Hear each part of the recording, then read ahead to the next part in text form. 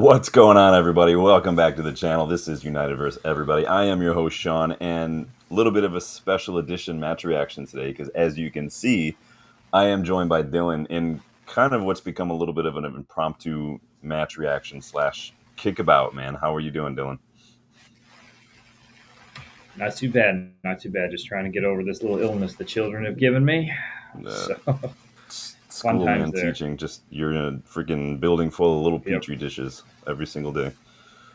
Yep. But it's good to have you here, man. I Yep. know I know you and I have thoughts on the match, but we're here to talk about the Chelsea match, guys. So that's Mhm. why we're here. That's what we're doing. We are reacting to the Chelsea match.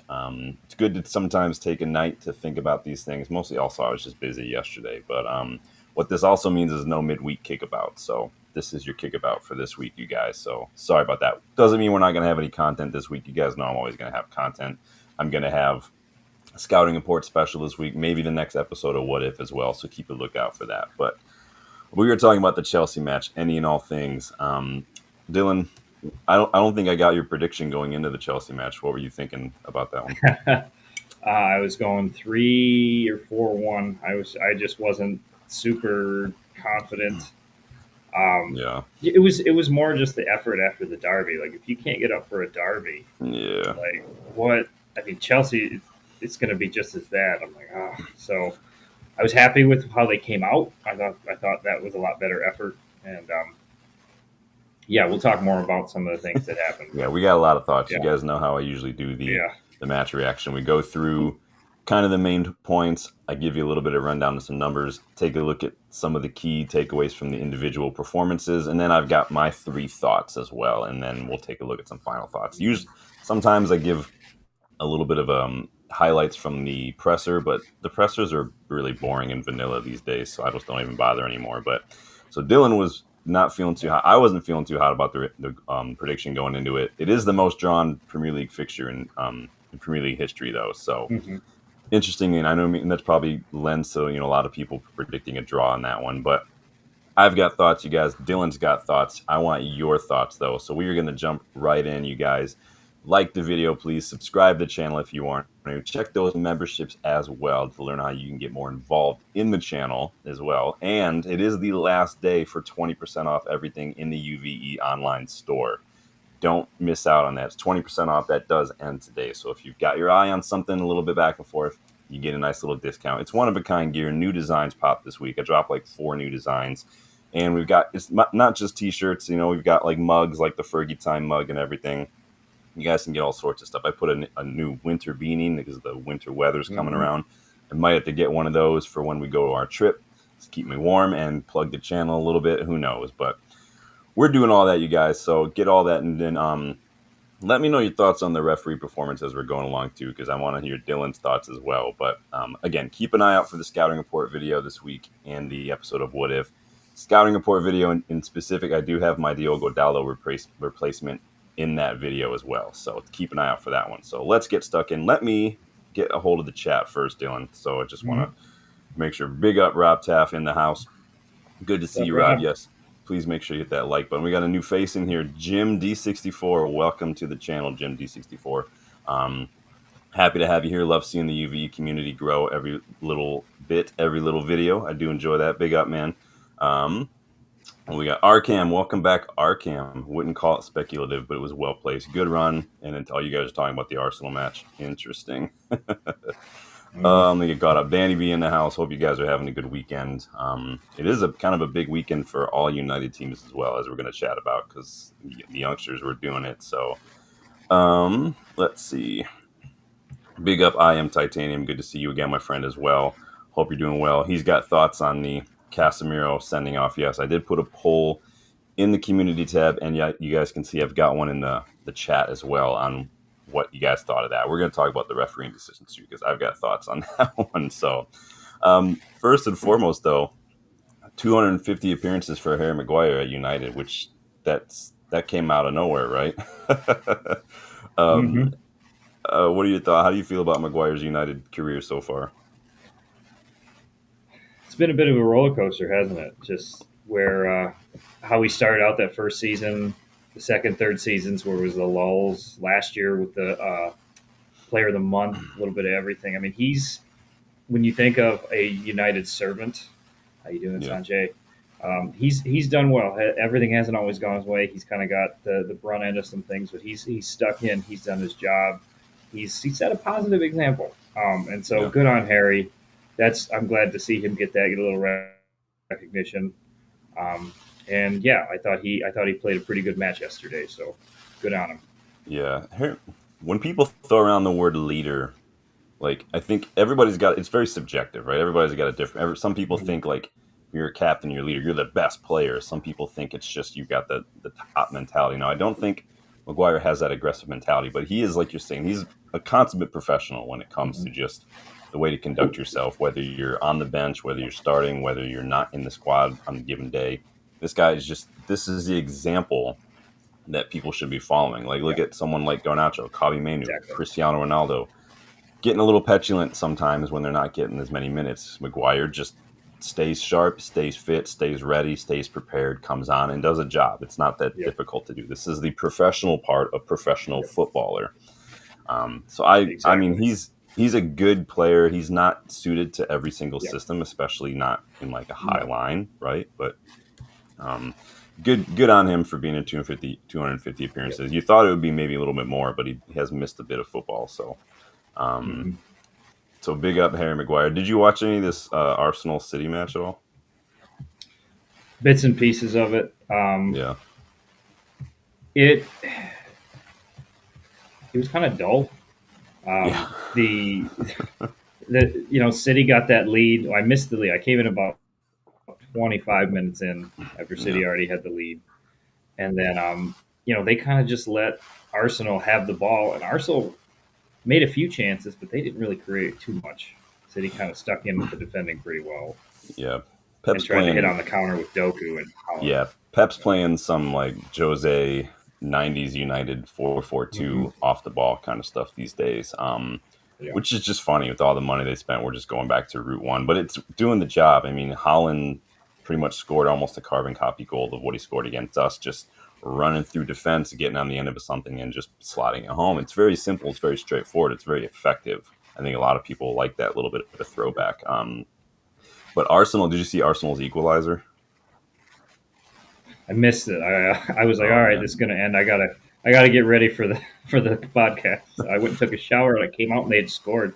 I it was like, was crap. yeah. Donnarumma, man, this guy's on 250K a week at City with bonuses that take it to more than 300K a week, and he got caught in no man's land. Didn't know whether to come out and try to close down the space, and he got caught really on the edge, almost on the penalty spot as Hmm. Martinelli's running through. 250K a week, more than 300K a week with the bonuses, and he commits basically an Onana-esque gaff. Gets caught out for that one. Like this is like Hmm. no keeper should be making that much, and anyone who is making that much, and anyone who is on that much hype should not be making mistakes like that. Like I Yeah, get players make mistakes. That's day one stuff. You shouldn't be doing that. So this is why I wasn't yeah. like I didn't have a problem with us not signing him honestly. But big exciting Yeah. news though. Let's all throw a party and celebrate the news that Samuel Butthurts is stepping down from the MEN. I think I appreciate that more than anyone. Yes. Years of filtering out his absolute dog shit writing and listening to him flat out lie about Manchester United. He's done Hmm. with the MEN. I just hope he's not starting his own YouTube channel or something. But just retire, Butthurts. What are your thoughts on Samuel Butthurts? I won't miss him. Yeah, It's probably good. I didn't even know about that. So this just made part of my Sunday now. yeah. I don't really know what his plans are. I don't really care. I just see he's no longer writing for the MEN. So it's awesome. Speaking of shit journalism, though, did you see all these negative, reaching clickbait nonsense from the Athletic following our win yesterday? Oh yeah, Um, all these just one after articles. another. Yeah, dude, Yep. was the ref wrong to send off David Sanchez? United haven't been able to win without a penalty or playing against 10 men. Like, get fucked. Seriously, seriously. Oh, the Athletic. That's how easily I click the unfollow button right there. Is that Hmm. not kind of nonsense? It's just freaking nonsense, man. I am Titanium says Maguire's professional being a leader. Again, I think it does depend on what you think a leadership is. Hmm. But big up, man. Arkham says the flip side of Maguire hanging around for another chance is that every player not good enough hangs back now, difficult to get rid of. I mean, managers play him. It just is what it is. Agile Beast, big up, man. Good to see you again. Hope you're doing well, man. Let's see. Oh, you heard the news on the podcast. Yeah. Sanjay's always out partying, man. Sanjay's whole life is a friggin' party. So yeah, Sanjay's living his best life, man. he is living his best life, and I'm here for it, man. Big up. So before we dive fully into the Chelsea match, just want to also give shout outs to the youngsters, both the under 18s and the under 21s Yep. played this weekend, and both teams won. Under Yep. 18s played Wolves early yesterday, like early, and beat them 4-0. Darren Fletcher's coaching that side, and they haven't conceded a single goal yet this season, so that's impressive, to say the least. And then this morning, the under 21s beat Liverpool 2-1, so I like that. They're youngsters, so they can put their Scouse tears in a bottle or something. I don't know. Yep. What are you saying? It's the number of the weekend, 2-1 there. So. Cheeto got on the goal sheet. Kamasan got on there as well. So big up those guys. Musa returned to the team as well. Looked really, really good. Shea Lacey always looks good too. Mm-hmm. And then the women drew Arsenal 0-0 today. So just decent results all around. You know, the women, Arsenal are a tough side in the women's division. Yeah. So it's probably a decent result against them. Arsenal, City, Chelsea, they're all very tough sides in the women's league. So let's see. What are you guys talking? You guys are funny. Agile says, mildly hungover now with Corona in my hand. Corona's good times. I used to drink Coronas, but now it's strictly Guinness, basically. So, as Dylan can attest, it's just Gillen. Guinness. Do you want to take back a little bit of criticism for DeLitt and Shaw from the Derby, considering the goal that Haaland scored on Saliba and Gabrielle today? Yeah, maybe a little bit. I mean, not much, but it's still bad defending. But at the same time, I'm like, yeah, okay, it's not just us. I mean, it's Haaland at the end of the day. It's not like, like what are you going to do? You have to hit him with a stick while he's sleeping or something to stop him. It's just the way it's going to be. Part of it is he's just got those big, long legs. Like you can just take a stride, and he's already half a stride ahead of you. And he's so weird when he runs. I don't know if anybody plays any FC or anything, but like several years ago, they started adding like unique running styles and stuff. And Haaland's, if you play as Haaland, he's got like that weird running style. Raheem Sterling had his too, where he was like looking like a ballet Tyrannosaurus Rex kind of a deal. Ronaldo's got his too. It's really interesting, but. All right, let's jump into this match, you guys. Do you have any final thoughts on the youngsters or Maguire or Butthurts or anything like that? I mean, good news all around there. So, yeah. All right, guys. Make sure you like the video. Make sure you subscribed as well. Go check out the store when you get a second. 20% off is the last day for that. Starting 11. What were your thoughts on that? And you texted me. You weren't too happy about it. I was not happy about it. I didn't like. I honestly wanted Bruno to get pushed up to the top. Yeah. And I wanted, just like we saw, that it wasn't really working with him in the back. Throw him up as a 10.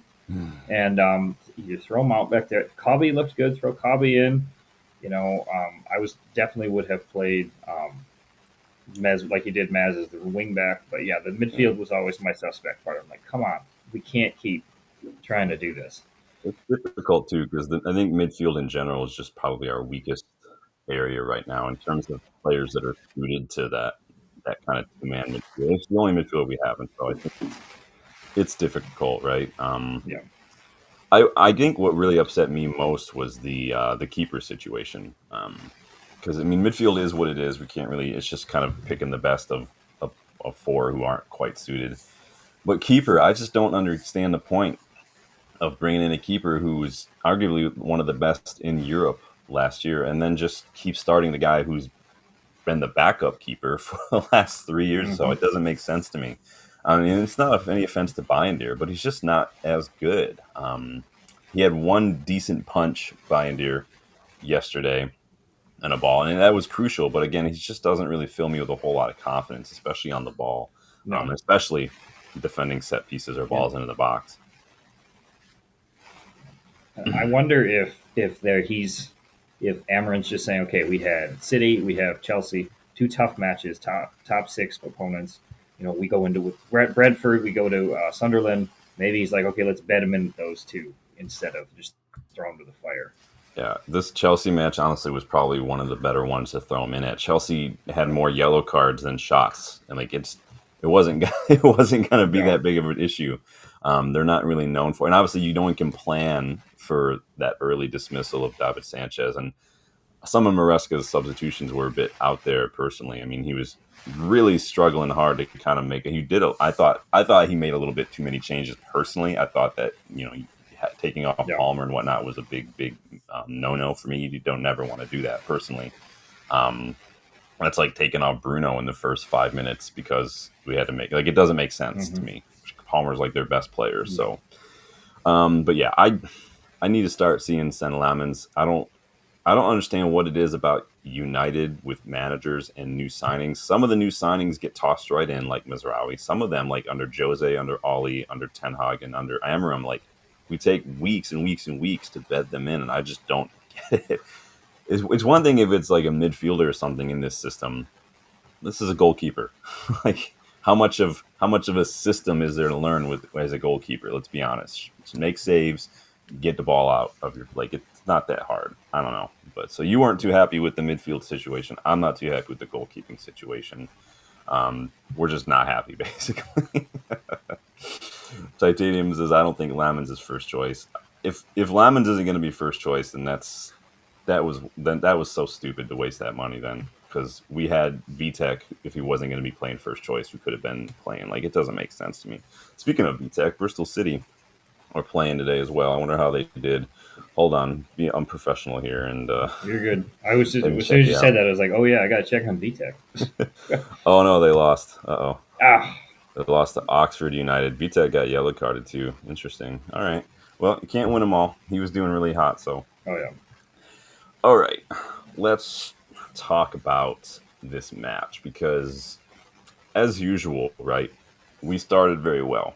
High intensity, control, a lot of really good movement, sustained pressure in the. I think that was Yes. what I was really excited about was just sustained pressure in the final third. We'd get the Mm-hmm. ball up there, we get an opportunity. If it didn't work, we'd cycle it back. We wouldn't really let it get past the midfield, and then we'd go again. That's control. When going into the match preview, I said we need to control this, and I thought we did very well. Obviously, some Mm-hmm. people will say the red card early had a big part to play, and it's difficult to say if we would have kind of done what we always do after the first 10, 15 minutes and kind of just step off the gas. Who knows? But I like the way we start. I like the way we kept Yep. that up. Right up until about the final minutes of the match or so, we were doing. I mean, we had 58% possession in the first half. That did drop to less than 30% in the second half because we did kind of shut up shop a little bit and just kind of tried to fight off wave after wave. I thought we looked a little tired. What were your thoughts overall? Kind of with the lens zoomed out a little bit. What were your thoughts on just possession and control and tempo and everything? I think definitely that first half we controlled a lot. The red card. I mean, we go down to they go down to 10. We up the pressure. I would have liked to see more than two goals. We had some chances, but that's Oh just yeah, we did. being nitpicky.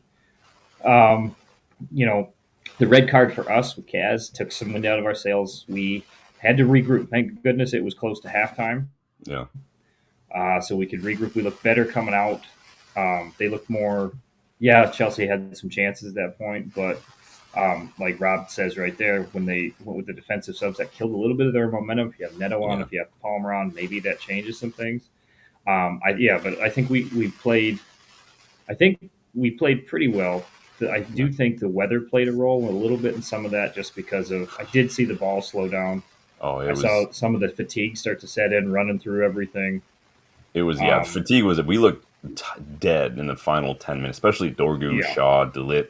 I mean, to be yeah, fair to them, they were yeah, like monsters the whole match. They were doing, but like Reece yeah, James had Dorgu like on toast over and over again in those final 10 minutes or so. I yeah, was really starting to get worried that it was we just weren't yeah, closing down the ball enough. We were kind of not quite switched on, and they just kept getting that ball out to James, and he kept just putting it at the back stick, and it was yeah, really getting on my nerves. I was really yeah. getting worried. I keep joking, like I want to borrow my wife's smartwatch and wear it when I'm watching games like that, but And I mean, Yeah. I thought for a second the match was going to get postponed because of the weather. There was another Hmm. match this weekend. I think it was Yep. Ipswich Wrexham Yep. got called off because of the weather. In especially later on, the ball would get kicked and it just barely go anywhere. Yeah. And that's yeah. I don't like. This is why I never understood why they like to throw the sprinklers on and stuff. Like I hate playing on wet grass. I hate playing because I don't like the way the ball skips. I don't like the way it Hmm. slips off my boots. I prefer to play. I don't get. I'm not a professional, so maybe Yeah. it's one of those things where I'm never gonna notice the difference between like these synthetic boots and like leather boots. I'm not gonna Yeah. know the difference. Maybe that's is what it is. Um, but yeah, those subs were just kind of messed up. Agile says Maz was excellent. Yeah, Maz had a good Maz looked match. good. Yeah. He had a really good match. Did really really well to track back and win that ball back Yeah. from João Pedro in our box. Yeah. Like busted a gut and just Hmm. didn't go too crazy. Didn't push. Didn't draw a foul. Just stuck a boot in and just won. Like Yeah. it's that's like silky defending at its finest right there. Hmm. Um, Danny, yeah, we're gonna talk about Ahmad. I've got thoughts on Ahmad, Danny. Danny's got the eye. He's definitely got the eye. You guys are funny. Jim says Chelsea YouTube channels were losing their minds after the match. Well, do Chelsea have YouTube channels? I don't know. There's one guy who's a Chelsea There. fan who's on the overlap a lot. I forget what his name is. Not the Roy Keane, Jamie Carragher, but like when they sit with Scholesy and they talk to all the fans. I forget his name. What were we saying, Dill? I was just gonna say that they are all their YouTube channels are owned by Blueco, so that they Yeah, can get right. all part of Sponsored. that. Yeah. Rob's on the concrete generation. Oh man, Oh, jeez. nope, I'm all set there. I used to play street hockey, but no, I can't be doing that one. Um, I am Titanium. This is Christian Eriksen. Just so you know, if you're asking who the name is, so that's who it is. Rory, that's his name. Yep, Rory. It's so funny. Like I'm not. It's gonna sound really arrogant. I'm not trying to sound arrogant, but it's just none of these guys who anytime I've seen these guys go and do anything football related, like actually go, none of these guys can play. Like literally, none of them can kick a ball to save their lives. It's hilarious to watch. I would love to just like I'm not great, right? I would just love to go and play with some of these other YouTube channel guys because I'm like, you Hmm. guys are freaking garbage, dude. Seriously. Um, the gentleman is this is Dylan. I am Titanium. Is my buddy Dylan. Dylan and I are going over in December. We're going over to watch Newcastle and Wolves, and then we're going to hit up a Salford match as well. So big up That'd be fun. JSN. Another new name. Welcome to the channel. So I think Amorim should have managed the game better, taking control of the game. Players on a yellow card, take him off before it gets ugly. Slot to Kirkes off against Burnley. Yeah, Kirkes was shit though against Burnley. I don't know if you watched that one, Dylan. No, who was that last weekend? Or Yeah, it's just he was getting done left and right, man. yeah, Kirkes the, is young too. but I heard the commentators, man. This was my thought too. I texted you about this. It was like Casimir has to come off at halftime, but you're assuming that he's he has the enough experience character that at that level he can make it to halftime because I mean he's got 4 Champions Leagues, all those other trophies. He's been in all these important matches. You're like, okay, he's got enough nuance and tactical know how to really get through. And it was just frustrating to see Yeah. some of those things that go on. But we'll talk more about that. And I texted you that it was a worry that he was on Yeah, that yellow so early on. I thought it was. I mean, I'd still maintain that it wasn't a second yellow. We'll talk more about that later. I put the poll up. Y'all can get involved. But we've seen this before from Cass, where he gets on a yellow, and sometimes, more often than not, he's fine. He chose that line because he's got that experience. It's just a risk that you're always going to take with him. yeah, I remember a match against PSG under Ollie where Fred was on a yellow. yep, I had very different feelings when Fred's on a yellow, when Casemiro's on a yellow. Still a little concerned, but I'm far less hmm, concerned when Casemiro is already on a yellow yeah, than when Fred, if that makes sense. yeah. So I knew, and Fred got sent off that game. So And that one specifically, I remember that match because he got the yellow when it was a bad yellow in the first half. He made it to halftime, and we were all like, Fred has to come off. And he didn't. He came back out and within 5 minutes got sent off. And we're like, that's on Ollie. Like you could big see up, how Fred was playing. yeah, So man, it's we got a baller out here. Agile plays out there, out here in Phoenix, dude. F that. I'm not playing in Holy Phoenix. crap, Phoenix! Oh no, I got invited. Justin and I got invited to try out for an indoor team, but I guess one of their owners went to go play with like Phoenix. One of these, maybe it was Las Vegas. Something. Maybe it was Las Vegas Lights. Why you know what Waza is? A Waza Flow, Mm-hmm. Dylan. Yep. Yeah, they used to train over at High Velocity, where Justin and I used to go to drop in, and yeah, it was good times. Bexy thinks Casemiro is a liability. It's just too. It might the league might be too fast for him now, but Yep. he looked fine personally. I am Titanium says he looked like a mixture of Ericsson and Eminem. Interesting. Thanks, man. That's actually really high praise. I thank you for that. High So praise. Look at that. Would the thank you. real Christian Ericsson please stand up? Um, so on the match, I know someone said that we had control. I thought we had actually had really good control. We exceeded our XG. Our XG was 1.74. Obviously, we scored 2 goals, 4 shots on target compared to Chelsea's 1 shot on target. I just think personally we need to do a little better with when it comes to getting these touches in the box and Yeah. actually getting like finishing these chances. We get a lot of dangerous areas. We get really good touches, really good opportunities. Like Mbuemo missed another one. Like we just fail to take advantage of those. I don't know what that is because it's not just a Mbumo thing, or it's been like that for a while now under Yep. different managers and different Yeah. players. I don't It, get that at all. it's a little concerning. And there was one particular moment I talked to you about this. I sent you about this. It was we got the ball back in like the middle of the pitch, and I think Bruno took it, got it to Mbumo, or no, Shesko got it to Fernandez, and then Shesko kept running. I think Mbumo got it, went back to Bruno, and Bruno's in the middle. Shesko's making the run, but he's getting marked. And Ahmad came in on the left and was wide open. Yeah, And instead of Bruno looked right at him. We could see it on the thing, and didn't give yeah, it to Ahmad. And I was like, why are you not giving him back? And I thought this, and the announcers, like Graham Lasso or whoever was on there, said, I think they're trying to get Shesko, get him on the board. Which, okay, but at that yeah. point, come on, take the easy shot. Like Ahmad's not firing either. Like, come on.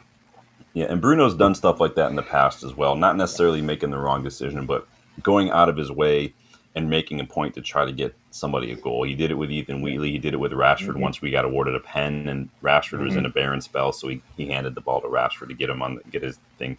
I get that. I was saying the same thing. Like Ahmad's the ball. Ahmad's the ball. Yeah. I know the one thing. I think it was like a little bit. Yeah, he was looking for Shesko. I do think that he did have a little bit. He did have a runner coming onto his left, and I think that there's a chance that if he had tried to square that with the weight that he needed to, there's a chance it could have gotten knocked. But it is what it is. It's splitting hairs at that point. But yeah, it's stuff like that. Again, individual kind of decision making. We're going to talk about that a little later on as well. That I think has really been the key here. Just the fine margins. Because overall the stats were pretty even. Aside from cards, Chelsea had 5 yellows on the night, so they're going to get fined. They can go ahead and sell another hotel to pay for that if they want to.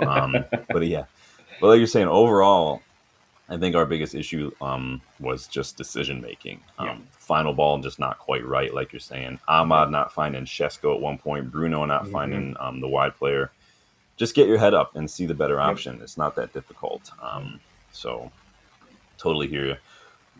Stephanie says, "Bring on Brentford. We're doing it, man." I saw that, Rob. That Big Sam was next to Sir Alex. Did you see Fergie celebrate With the card. with the card? Yeah. He's a legend, man. What a Hmm. dude. I would kill just to spend 5 minutes chatting with that guy, man. Oh my god, yeah. Yeah, Danny, I'm not too happy with Ahmad this season. It could just be that this is his level, and last season was a bright spark. I don't know, but he's 23 now, so I'd like to see him start doing a little bit better personally. Let's see. What was that one chance that Bruno ended up taking the shot himself as well? I think there was a chance where Dorgu was wide open on the left, and Bruno took that shot that Yeah. forced that save. Well, there was another opportunity. I was like, just Hmm. square it to Dorgu real quick. It is what it is, man. I'm just getting caught up on the chats here, so. Fergalicious. Oh no.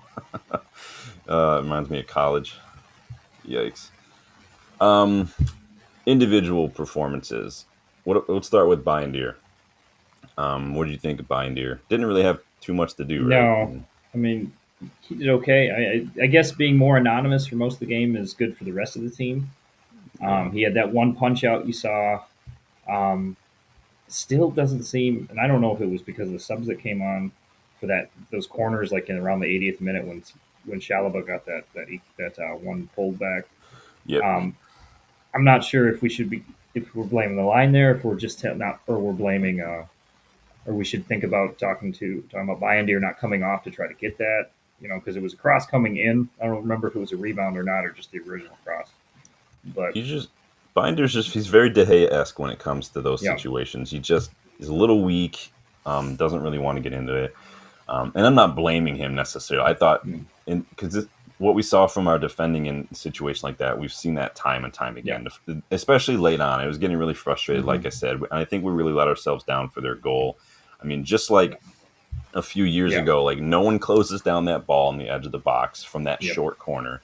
No one really jumps to clear it besides the shortest guy on the pitch, Ahmad. And then it's like Chalaba's just got a free header. Like yeah, we've conceded goals like this time and time and time, and it does my head in watching it yeah. happen. Like just it's simple defending. Yeah, and the positioning on those two, because Yoro looked lost when it was coming in, because he saw that there were two guys there You and he always got his couldn't get them back to both. it. Yeah, wait, I'm looking at the wrong place. Oh, okay, this is a different angle. Yeah, that's coming into it. I thought he was turned. But I'm looking at the when it was coming through on the live setting when he was coming Yeah, through. It was Shaw. I thought Shaw was in there too. Maybe I'm wrong, but it was just like they're getting we're getting overloaded in those spots. And yeah, you're right. Ahmad's the only one trying to do anything there with the free header. So I don't know. yeah. Titanium says, "What is Euro doing?" Yeah, Euro's got his back to. This is what happens when there's man marking and then there's watching the play. Like Mm, yeah, you can't do everything. You've got to look out for your yeah, runners. You've got to try to throw them off a little bit. But I'm like, nobody like what Delit's yeah, just standing there.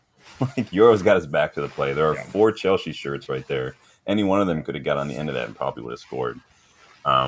Frustrating, yeah. frustrating, frustrating. Shaw I thought had a better match than what we've And seen. honestly, Oh, go yeah, ahead. I was gonna say prior to that, Delict had looked really good, and then they had that part. It was like something broke down in that communication right there. Yeah, set So pieces, man. Defending set somebody pieces, wasn't talking, and we just don't do a yeah, good job.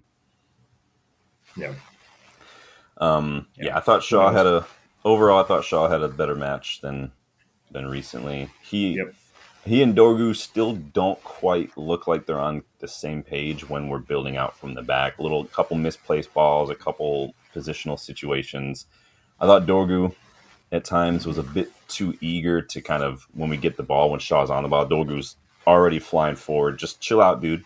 Um, be an option for Shaw. Like because Shaw doesn't have any help when Dorgu does that, and so Yeah. but hey, Dorgu got himself a nice little assist after he put that ball back into the mixture Mm-hmm. for Bruno to poke home. Bruno's 100th Yep. goal, by the way, in the United shirt. So big up our captain there. But yeah, I mean, Dorgu's numbers weren't bad overall. They were pretty good. So let's see what we got. Danny thinks Shaw is poo poo playing out from the back. Kiss your mother with that mouth, Danny. What are you doing? Um, Rab says, according to Mourinho, Shaw has low IQ. Yeah, if you guys want to know a little bit about an alternate timeline where Luke Shaw doesn't break his leg, go and watch an episode of What If that came out a couple weeks ago. I did that one as well. Edja says, Euro had three players to kind of keep an eye on, and Ahmad did come in late to jump and compete. Yeah, but Ahmad's late to that situation. He's coming from the Mm-hmm. opposite side of Chalaba. That's really not really Yeah. going to do anything personally. We call that wrong side, so it just is what it is. Stephanie says Manu got 5-10 minutes with his legs. He plays central. Yeah, we're going to talk about that a little bit too because I got thoughts on this Brentford match and Sunderland Mm-hmm. match. But yeah, I do think Shaw was decent yesterday, better than what we've seen. Is Yeah. I guess what I can say about that. Yep. What do you think about Bruno getting his 100th goal? Good on him. We criticize him for some of the decision making and some of the things that go on, but that's dedication. That's being available. So good on him. Good on Bruno. He does uh, he does give his all for the club. Um, so yeah, I'm not really sure. I was really happy for him to get that. He seemed really excited, and hopefully that kicks on a little bit because you get over 100 now. Get that monkey off your back a little bit, so to speak, and just keep going. And kick on and hopefully try to start to get some other guys involved too, because we know we can. Just gotta hopefully the momentum keeps going. So Yeah, it's just Bruno's never one I have to worry about. I mean, no, typically if someone's going to score or create a goal, it's going to be him. Like yeah, it's just that's just looking at the history. Like oh I've yeah, got eyes and a brain. I can read that. I can see that's what's going to happen. We just he's getting to that point now where we do have to start planning for life without Bruno. So hmm someone's got to step up, either someone in the squad or we need to start looking at someone yeah, who doesn't necessarily have to come and be captain, but someone who can be relied upon to be consistent, to stay fit, and just can do some of the things that and we don't have to have a like for like replacement necessarily, but we do need a deep lying playmaker if we're going to hmm persist with Amorim in this system. We've spoken many times about those kind of options. Someone like your Wharton, someone like your Stillers, these kind of players are who we need to be looking at. He who shall not be named. Like we don't talk about these guys. but I Um, think just looking at his goal yesterday, it kind of shows a little bit of why he should be farther forward at times. Oh yeah, yeah. Because where it Like, came because from, yeah, you had texted me like yeah, it came from him being like kind of making a yep, late run, getting up there, like and yeah, yeah, that's what we need yeah, to do. yeah. And so I'm almost be fine with it. Him and Mount could go back and forth and switch at times. Yeah, That would be perfect. I wouldn't have a problem with Mount playing in that deeper role. I think he's got Yeah. the physicality hmm to do that. I don't need him to. I think he's got a decent enough ball on him too, and he doesn't need to necessarily Yeah. play long balls necessarily. He just needs to Exactly. find the advanced players somehow. And so I don't have a problem with it. If we were still in League Cup, maybe it'd be an opportunity. Maybe against Sunderland, I don't know. We can experiment, but Yeah. um, I thought Maguire did fine. Delit, I thought Yep. was an absolute monster for us. Yep. He's playing in that He's right really center kicked back on. role. Oh, Yep. he needs to be captain in the future when Bruno leaves Yep. for sure. Yep. 100%. Um, it was interesting to see him getting involved higher up the pitch as well. Delit, he just Yep. seemed very comfortable getting on the ball, putting balls into the box. But he didn't shirk his defensive duties. Winning all his duels. The guy is now leading the Premier League when it comes to duels, and so hmm it's very good for him. Same with Mizrahi. Mizrahi won 100% of his duels Yep. yesterday as well. So really good. I mean, the fact that Mizrahi was only 15 million. I mean, that's freaking Yep. bargain of the century, dude. Um, I am a little miffed though. I do think Mizrahi was out of the team for a while because he was getting hair plugs. Though I'm not gonna be. I'm not gonna lie. We look at like I don't judge. I'm just like, dude, did you seriously miss football so you can go get hair plugs? That's annoying as shit. Somebody fight me because I that's you can't change my mind about that. Oh, what's the chat saying here? Dogu says Agile wants him to use his weaker foot a bit more. Notice he can give the ball away. Yeah, he doesn't seem quite. He takes like one or two too many touches, Dorgu, to put that ball in there. He just and I said this before. He needs to put that ball in earlier and just put it into hmm space. He's kind of reverting to type a little bit where he's trying to pinpoint pick out somebody. Just get your foot around it, put it into space, and let the attackers do the job. There's three of them that are supposed to be in that Yep. box. Just do that. Either play it around the back and kind of slide it in for like Ahmad or whoever's playing that left hand, or just hoof it. It's not hard.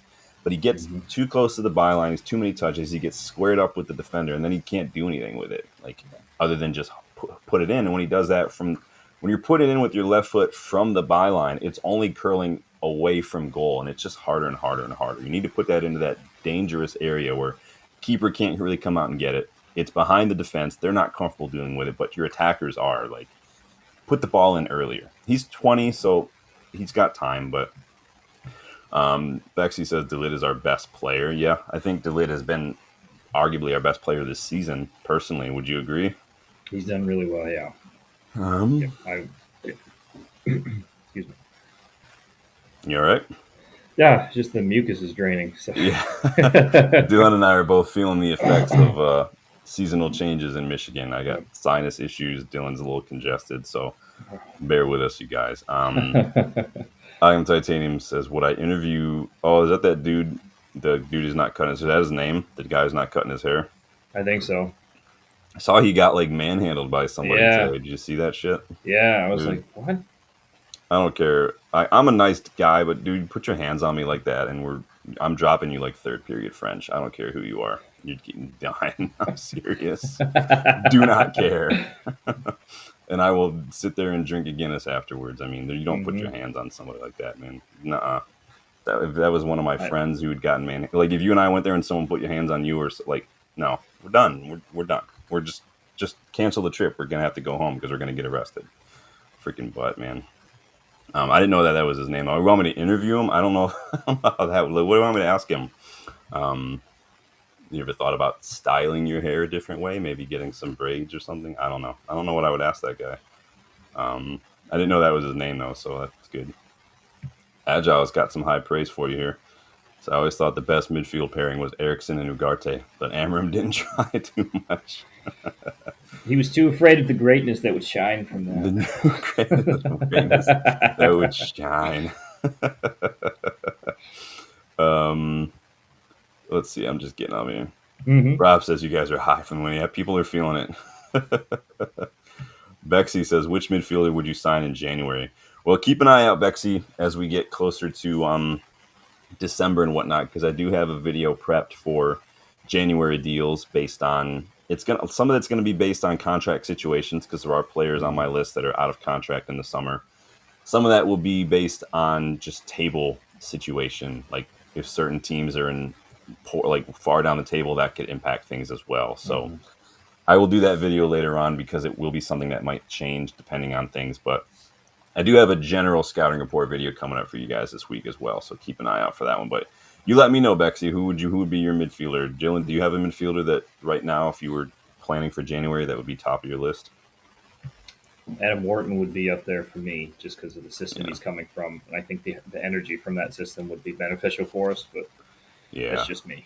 I like Adam Wharton a lot. I think he's Hmm. probably the closest thing I've seen to Michael Carrick in a while, Hmm. aside from like Rodri or something. But Rodri's I think is a little more physical than Carrick was. But Wharton he's just calm. He's just Yeah, composed, which I like that a lot. And so that's what I need in that position. I don't need speed. I don't need aggression. I need someone who's comfortable and composed on the ball, doesn't freak out, who knows how to exactly. resist the press, who knows how to create space, and he knows how to get that ball up the pitch without just hoofing it over the top all the time. Exactly.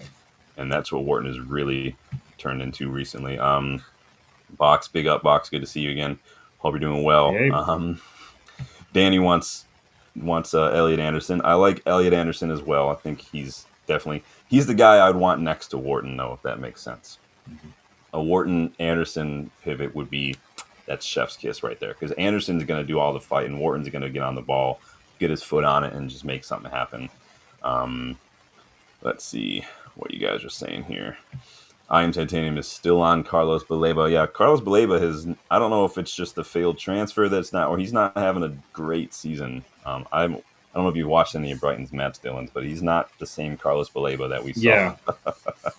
Well, and Brighton themselves look shakier, and I'm not quite Yeah. sure what's going on with that. So Yeah, I mean, are they still above us though? So I mean, it's not hard to yeah, do. But they're right around us somewhere. So Bournemouth up in fourth though, which is hmm. interesting. So I thought that was going to be difficult. They're having a decent start after losing pretty much their entire back line. So we already talked about Casemiro a little bit. We'll get involved with the chat here because I want to know what you do. You think that was a foul for that second yellow? Do you think it was a yellow? Do you think it was absolute horseshit? 65% say it was a foul, not a yellow. 29 say it was deserved, and then 6% say not even a foul. What are your thoughts? So for me, just looking at how the game had kind of been refereed at that point, and just knowing how things go, like just Yeah, with Casemiro since he's been at United. In my head, and I texted you about this, I'm like, dude, don't even go for it. Just don't even put yourself in that situation because when I saw it, my immediately thought was that they're going to send him off yeah. because it's Casemiro, and that was just That's different though. But that's yeah, different, right? That's yeah, reputation kind of impact. I think Chelsea's players got in the refs' head personally too. But yeah, yeah. um, I wouldn't, yeah, I wouldn't be shocked if that was like, oh, I'll make it up and everything will give you send one of their guys off. But yeah, I was not. I I can was see not what happy the with it. ref was saying. Yeah, I considering that he hadn't had a foul after the yellow card, that was a little bit harsh. Yeah, I thought that So was. And then if you look at like what like guys like Cucurella were getting away with, like yeah, this was Cucurella lunging in. This was him. You can see he's Hmm. already going It's a in 2 foot two-footed. tackle. And then when he makes his contact, it's blurry, guys. It's from a video, but you can see this guy. He's Yeah. already doing this. He knows exactly what he's doing. He's not. No one tries to win the ball by lunging in like that, because if you got to pull your feet back to do that, which means you're not. He's literally just trying to Hmm. take out Mizrahi. I'm not saying he's trying to injure him. He's literally only going for the full Yeah. physical contact. He lunges in two-footed. He's literally, his feet are about a foot off the ground, both feet up. That left foot's coming in studs high as Yep. well. Like, this is an absolute Yep. dog shit call right there. He should have been on about three or Yep. four yellows, And Kukurea. yeah, yeah. And it got, especially after the first goal went in, it got real chippy with Chelsea because they just kind of Yeah. lost the plot Yeah. They were and going just down started doing over the stuff place. like They were that. diving. They were appealing for Yep. penalties. Enzo Yeah. Fernandez is a whiny little bitch, by the way. Yeah. Like, Oh yeah. they're just freaking, like, they're just It- throwing a fit, man. I don't get why they were arguing about Sanchez yeah. getting sent off. That was just embarrassing. Well, yeah, that was because it's he number one. He stopped having a goal scoring opportunity. He took, and I saw somebody post on like one of the discussion boards. They're like, but he touched the ball. He's like, he touched the ball after Mbuemo moved it so he could go around him, and then he Yeah, piled into Mbumo. It's like it's totally a red. There's that's nobody else literally there to stop him. that's Mbumo scores literally the that. definition of a Yeah, red card. yeah. And so I was looking at some of these Chelsea fans and stuff saying, "Oh, it's not a red card." I'm like, I don't know if you've ever seen the definition for that, but that was like textbook. So, Yeah, I so I on Casemiro, I personally, I don't. If that's a foul, even especially yellow, then you got to see like 15 yellows a game, because he's kept pace with the player. They're both wrestling. Casemiro's got his hands on his shoulder, which is not a big deal. He gets he wins the ball by getting his leg yeah, around the player, and literally as he wins the ball, I forget who the midfielder was. You can remind me. The player's upright. He's already turned and yelling at the ref, and then they both fall over each other. Like, the yeah. player saw that Casemiro won the ball, felt the contact on his shoulder, and then just decided to go down. He was literally already whining And before he even hit the ground. yeah, It was and embarrassing. we had a bad angle just from where the camera was at because it looked worse in from where we were angled at because it looked like he kind of went through him a little bit. Sorry with the hands there, everybody. But then when they watch when you watch the slow mo, you could see him go around and get the ball. I'm like, I couldn't see that based on the angle we had. But you're like, the ref's right there. Yeah, So it's come on embarrassing. now. Like, Yeah. do they not just go? Well, the problem too is they can't do VAR with it either, No. because it was a second yellow. It wasn't a straight red. Yeah. And so I'm like, that's just the ref literally just trying to get away with it, man. And I thought the ref just personally, I feel like it's a bit tin pot to blame. I'm not blaming the ref for anything. Two things can be true at once. I can not blame the ref for because we won. It is what it is. But I can also say he had a bad match. It was like Arsenal in the FA Cup. The ref had a shit match in that match, but it wasn't the reason. Like, big up, I am Titanium by way for your super chat. Appreciate, man. Absolute legend. Says first chance refs get to send Cass off, bro. They've done this since he's arrived in the Premier League. This is what I mean when I say Mhm. his reputation is it's kind of like when Ashley Young got done for diving over and over again. Yeah. He did it like once or twice, and then it was like anytime he gets a foul, he gets like draws a foul, like they're gonna say he's diving, and I'm like, this sometimes it is a legit thing. I thought Casemiro's tackle again, it's Now, it wasn't even like a tackle. It was just his hands are on his shoulders. He didn't pull him down or anything. He just yeah. had his hands on his shoulder. Yeah. Now, I will say, and I said this earlier, it's just like I'm him, and this is just me kind of going with the match. I don't even want to risk it Yeah, I because mean, because yeah, just how it's going to go. Like that to me, that's like Cash. I do fault him on that. Like Cash, come on, they're man down. You really didn't have to do that. But was it a foul? Probably not. But still, don't even give him the opportunity. That's the thing for yeah, me. I just So don't think I. Yeah, and like someone said, there literally every commentator, every pundit, I don't care what channel you're watching, I literally said it was a super harsh yellow. yeah, Like former rival players, like they all said, like, no, that's harsh. And I'm not saying that is gospel. I'm just saying, like, I'm not the only one who didn't think it was even it was a yellow. Yeah. I'm definitely not the only one who didn't even think it was a foul. Personally, like I said, if you're calling that a foul, then you're getting 3 players sent off at least every single match, no matter what league you're Yeah. playing in. Like that's embarrassing, man. Stephanie says Casemiro is targeted by officials since he arrived. Yeah, they get away with it, man. Like Conor Bradley was getting away with it. But yeah, Bernardo Silva, even today, Bernardo Silva, I'm like, how are you still on the pitch, dude, if you Hmm. watch City Arsenal? But Cucurella definitely should have gotten sent off. He was an absolute fucking That disgrace. when I saw that two-footed studs one, I'm like, okay, that's not a red card. I was like, at least he got a yellow, but come on now, Casemiro does that, it's a straight red. Yeah, So it's a freaking. Rob says he shouldn't be risking it, but at the same that's time, yeah, I don't think it was. I really don't even still think it was like even a foul. Really, he's got his hands on his shoulder. He's not pulling back. He's just doing what you're supposed to do. He wins the ball, and that's when the Chelsea player decides to start whining like a little bitch. Like it just is what it is, and I think that the ref just I think the ref bottled that one personally. So um, let's see. All right, Lucky Sings in the house. Big up, Lucky. Good to see you, man. Hope you're doing well. Um, you guys are you guys are funny. What are you guys talking about here? I am Tatum says Cucurella winding me up. Yeah, I know a lot of people wanted Cucurella last year when we were looking at left backs and whatnot as well. He's not a bad player, but that challenge. I mean, we go back and look at the front. Like he already has he's every off. intention of Yeah. what he was doing. Like he's already just jumping off 2 feet, and then he just wants like that's embarrassing, dude. That's embarrassing. Yep. Oh, jeez. And then he's the freaking bollocks to get up and try to argue with the ref about it, dude. Fuck off, man. Um, let me get this guy off the screen because he's an absolute tool.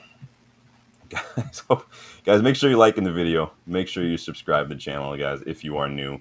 Having a blast. A little bit of impromptu kickabout with Dylan because we're not going to do a kickabout this week. So Dylan wanted to know if I wanted to do something today. I said, hey, jump in and join in on the match reaction, man. I'd love to have you. So, I appreciate being um, on here.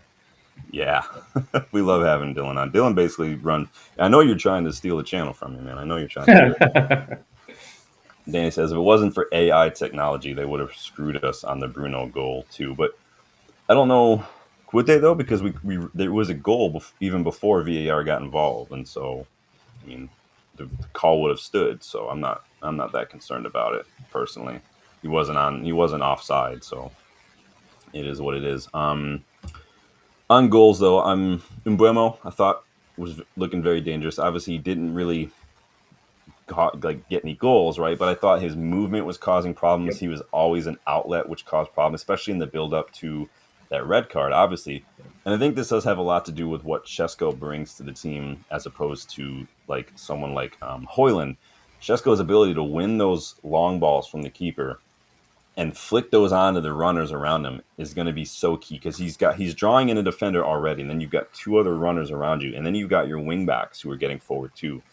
We're getting a lot of options, and he's very, very good at winning those headers, Shesko. This is going Hmm. to be really key for us. Unlucky that he was the one to get hooked when Casemiro got sent off, but I do like his link up play. I do like his ability to win those headers. I need us to try to find him a little bit more. Now you say Bruno was kind of forcing it. I think just in open play, just he needs to get. It's harder when you're winning those headers to then get up into the box as well. So corners, we need to do better with those corners. What are your thoughts on Shesko and Mbuemo and Ahmad and whatnot? And Buemo I was happy with. I think he and Cunha, especially when Cunha's coming in after getting hurt, so he was kind of getting back up to speed. Those two have looked really good as signings, and Buemo's really starting to kind of figure things out on that right side. Ahmad, I see flashes of good things, and I see kind of some stupid choices. Could be a little bit of not quite sure with the system where he's supposed to go yet. I'm not sure. Mm, Um, Shesko, it's the same thing we had with Hoyland. He's not getting the service. There was a stat that said he had 6 touches in the whole first half. yeah, he didn't have very many touches on the ball. Yeah, and I'm like, what's he supposed to do? Like he's not getting the ball. Yeah, So he's it's even. I will say he's on the long balls when we're going from the goalkeeper from the defense when he is getting good positions there, trying to set up attacks, but it's not a whole lot he can do otherwise. So yeah, it's it's harsh. I know people are going in. People went in on Hoyland too. I saw somebody mention the other day like Henry didn't score for like 9 games when he joined Arsenal. Like, it's going to take time. Shesko was one of our final purchases. He was purchased very late. Same with Mbeumo. Mbeumo is looking more and more dangerous. Again, you saw it with Cunha, Mbeumo, Shesko. It will get Yep. in. It's just, and I blame Ineos for that more than anything. We Yeah. should this again. We've gone through this many times. We should have done our business a lot earlier. But Hmm. Ahmad though, Ahmad's bugging me. Big up Gloria, welcome back. Says Amorim chose the more experienced players set the tone and responsibility. He's getting in their heads. Amorim is kind of doing what we've seen from other managers a little bit, where he knows maybe now mentally and like willingness, like loyalty, like who he can trust in some situations. I Hmm. feel like I don't have a problem with that. Let's see. Danny says he still would have found a way to disallow it. Ahmad, let's talk about Ahmad for a second because I'm a little frustrated. So getting the obvious out of the way, he still holds on to the ball too long. Like Yeah. in the box, like he had that one situation where he stood, he turned and stood, he got to the byline.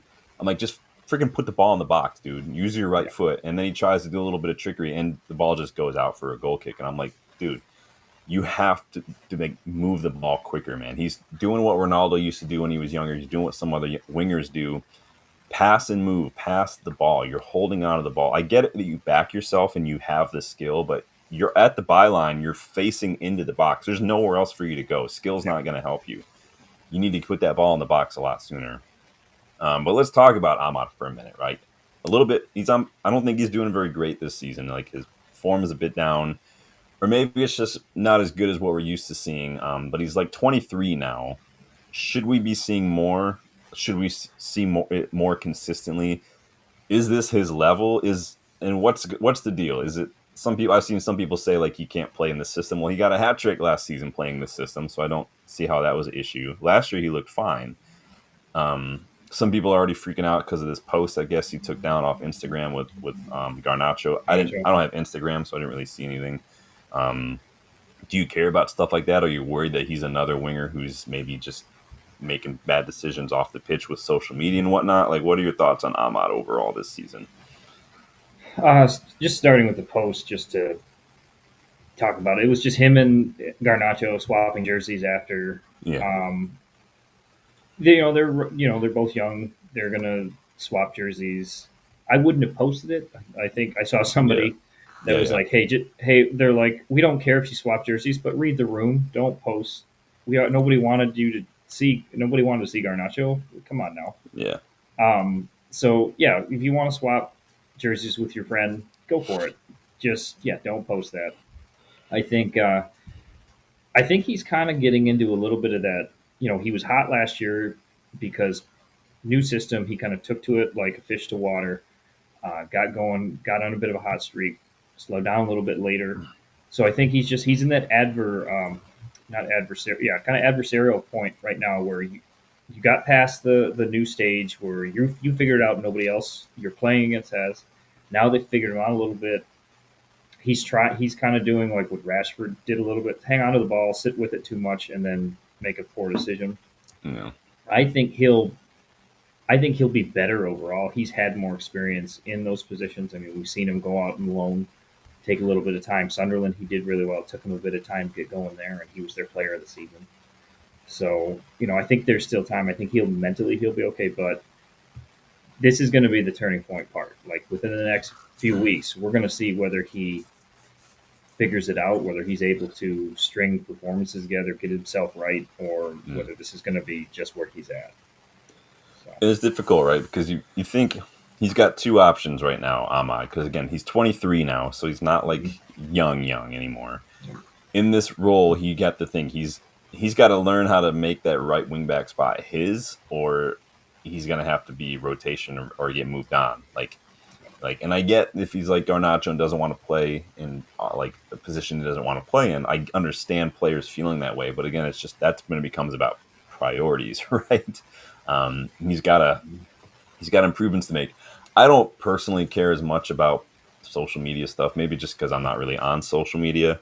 Um, you get into this debate, right, between like should people just not be allowed to post things on social media? Like that's what I got into the argument with Rodney Marsh a couple weeks back on Sirius. They were talking about stuff like that, and I'm like, he's not bashing anyone, but again, like you're saying, read the room. But I'm like, and like I am titanium says it's a non-story. Well, we're talking about it because like everybody had all this energy for Garnacho. Everybody had all this energy for Rashford, especially Garnacho when he wore that Rashford Aston Villa jersey. So again, then it becomes down to should do fans need to have the same energy for Ahmad?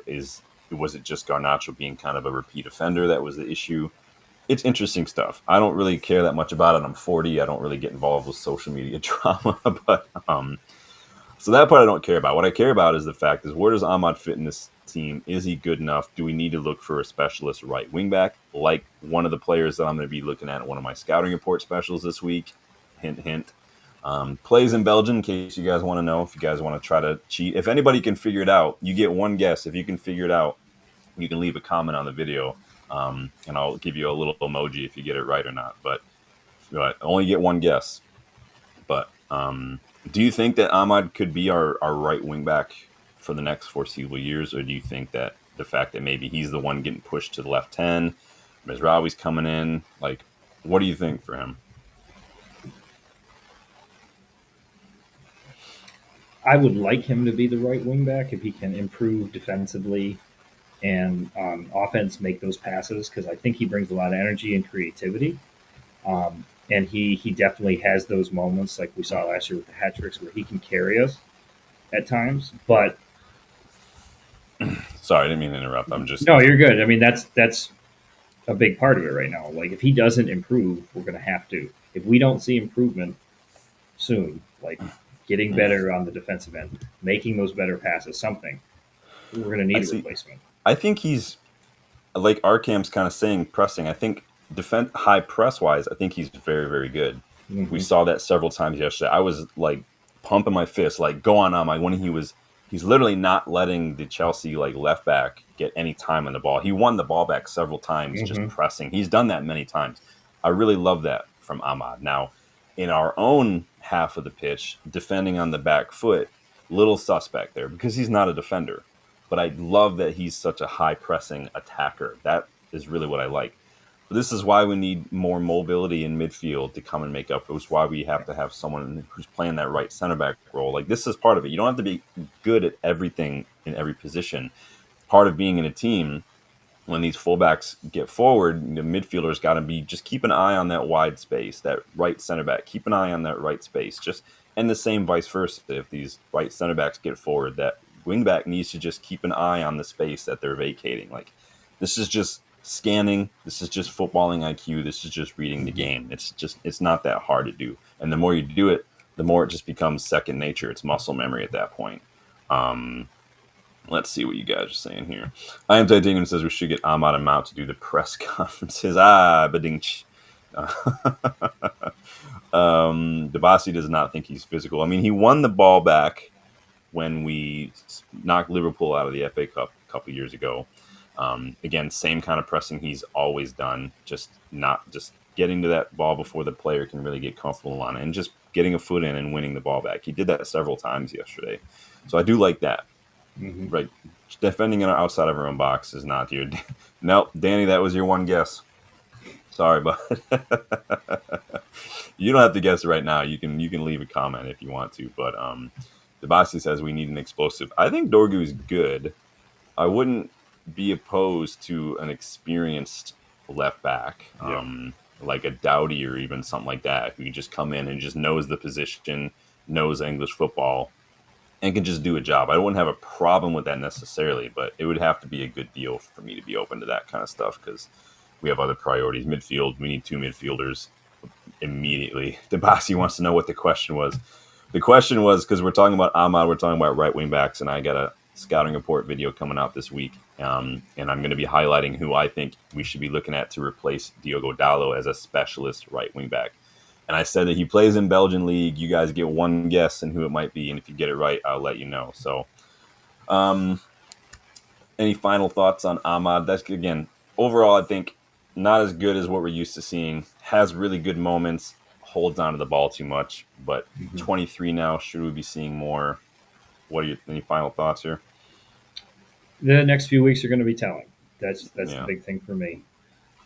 And I think we get to the next international break. Not well, that's a little too early. after the Liverpool match, I think we'll have a much better idea because we have two matches with Sunderland and Brentford that we Hmm. can kind of see a little bit. Maybe we can do a little bit more with the system, flesh it out a little more, see what happens. Because Chelsea, City, all these first matches, we kind of had to be survival a little bit. Yeah. Uh, so, Hardest start to the league in the Premier League this year. yep. It's and I mean the Chelsea. This was a massive result for us getting three Hmm. points against Chelsea. I did not see it coming. You and I did a prediction. We thought we would drop points. Yep. It's I was we actually when we thought we would win the nope, that one's wrong too. Arcam, sorry bud. One and done.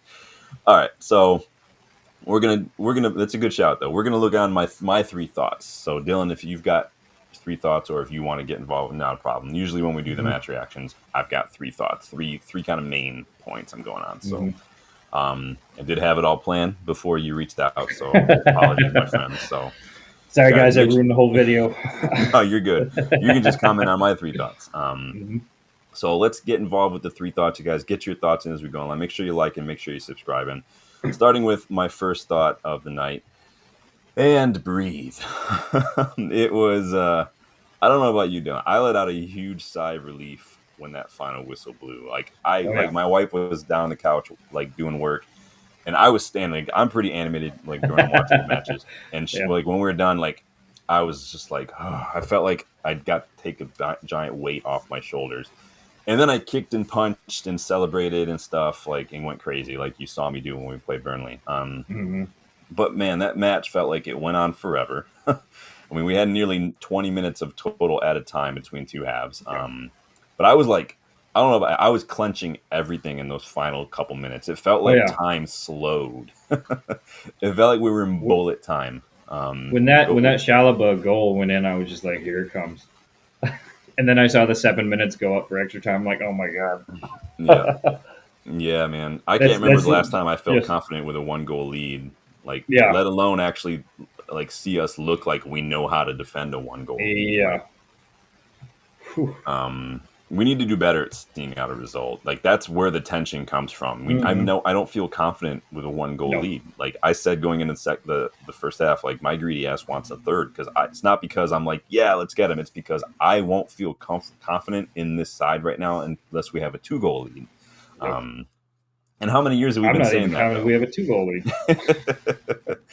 I don't. I mean, I don't.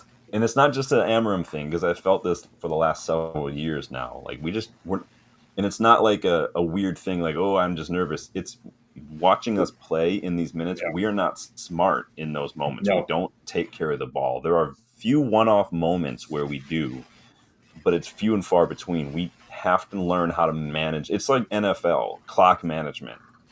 You know, the Seahawks beat Peyton Manning's Denver Broncos like 10 years ago. Why did they do that, Dylan? They managed the clock. They ran that ball, and Peyton Manning barely set foot on the football field that game. Hmm. Managed it. Keep the ball on the ground, cycle it. What do I always say, you guys, when it comes down to the final minutes and we're up a goal? Make it boring. This is where you want to start playing that horseshoe pattern between the center backs. This is where I Hmm. don't mind stat padding pass accuracy between center backs. Keep the ball on the ground, cycle it back, make it boring, take it to the flag. Like it's not hard to do.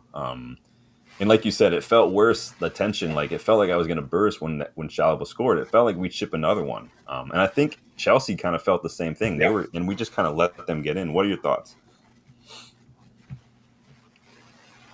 I mean, yeah, and part of that was just we had some of those changes on the defensive end come in too because Delict moves to central, Euro comes in, which is not necessarily a bad thing, but I think we did more of that because of how tired everybody was just running. But it was Yeah, we like, were come on, exhausted. guys, Yeah. just see this damn thing out.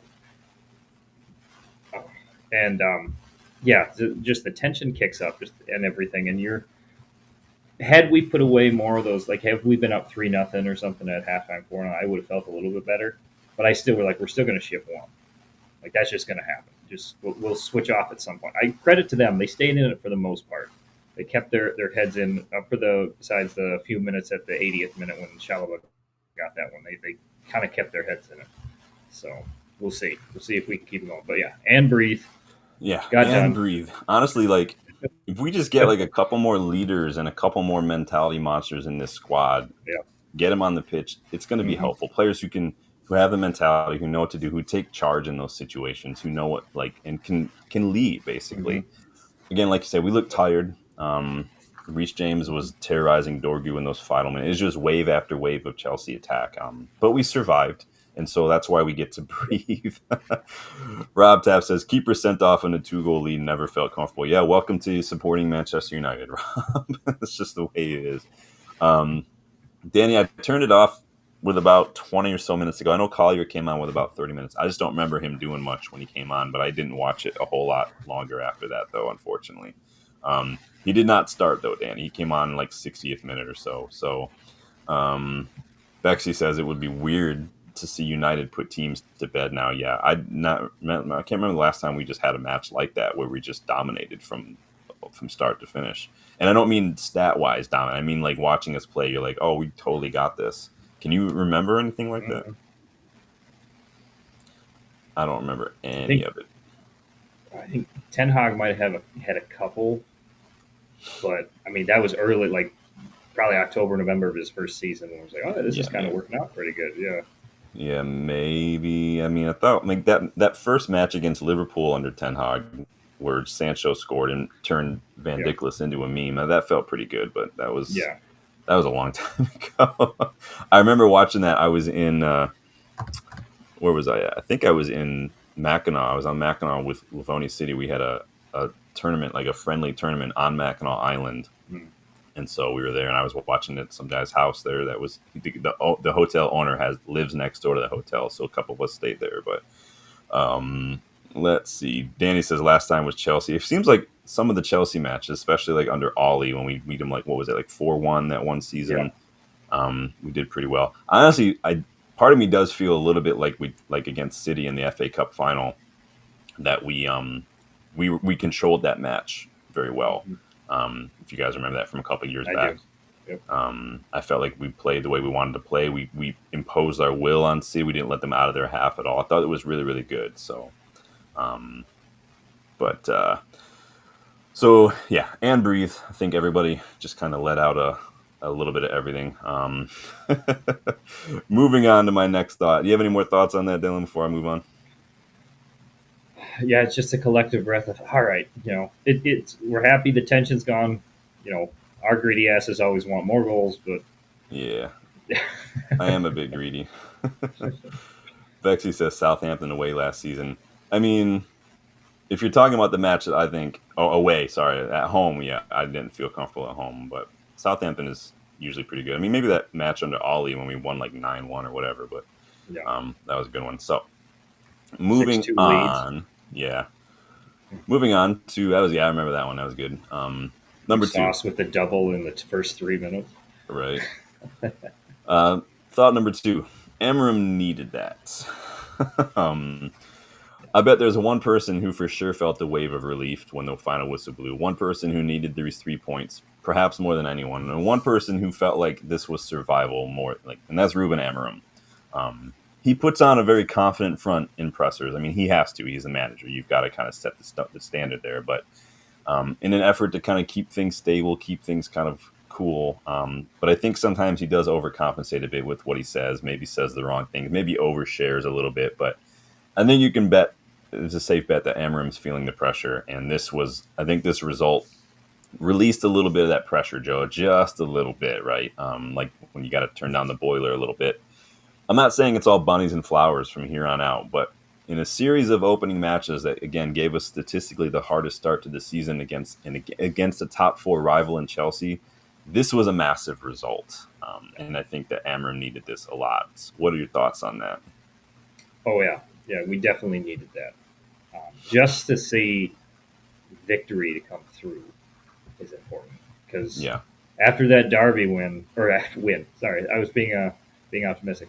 After that Derby performance, that was, I mean, the jury was out on whether things were going to actually improve or not. yeah, I mean, you come off the international break, you play like that. I'm like, then you have Chelsea next week, who Chelsea had been humming along pretty good. They got kind of beat up against Bayern midweek. yeah, yeah. Yeah, They did. yeah. They that didn't I look was good either. no. And so when I saw that, I was like, Chelsea's going to come out mad on Saturday. Yeah. And credit to us, we didn't even let them get out of the gate for the first couple minutes, and then Sanchez makes that boneheaded play. So Yeah, they did. They came out mad. We kind of made them mad. We kind of yeah, they were throwing temper tantrums all around. But yeah. like Rob Taff says, Amorim needed this win on so many Mm-hmm. levels. This I'm not saying this means he's good and he's the guy for the next 5, 10 years. I'm not saying again it's not all buddies and flowers, but this was just this he needed this. And I think we all did, and I Mm-hmm. think this is good, especially going into honestly 2 matches that could very easily be banana peels. You never know what to expect with Sunderland, with That Brentford, whatnot. I mean, that Sunderland one, it scares me even more now that they just fought back from a man down to draw with Villa. yeah, Now Villa are Sunderland. shit, Yeah, but Sunderland are scrappy for sure. They are yeah, scrappy this season. Brentford, you and I did our prediction for these. Brentford were one of my picks to go down this season. They don't yeah, look good at all, at all. yeah, Bournemouth is surprising me, but Brentford, I'm like, no, man, you guys aren't going anywhere. yeah, yeah. Danny says 2 more wins and a draw at Anfield, and we can turn things around in big time. I don't anticipate a draw at Anfield at all.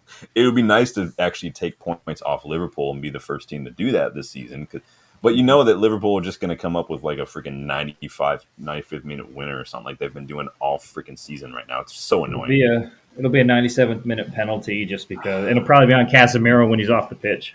It'll be a freaking Van Dickless header or some fucking nonsense, Yeah, man. It's so annoying. yeah. Um, DeBasi says we might smash Brentford. I hope we can start getting back. Maybe if we could just get back into the positive GD, that'd be great because we're Mm-hmm. still negative right now. Oh boy, I am Titanium despises Sunderland fans. Interesting, interesting. Rob says the next 2 need to be wins. Now remember my prediction for the 100%. season. I predicted that Sunderland and Brentford would be our first back-to-back wins. Now Amorim's got back-to-back home wins right now.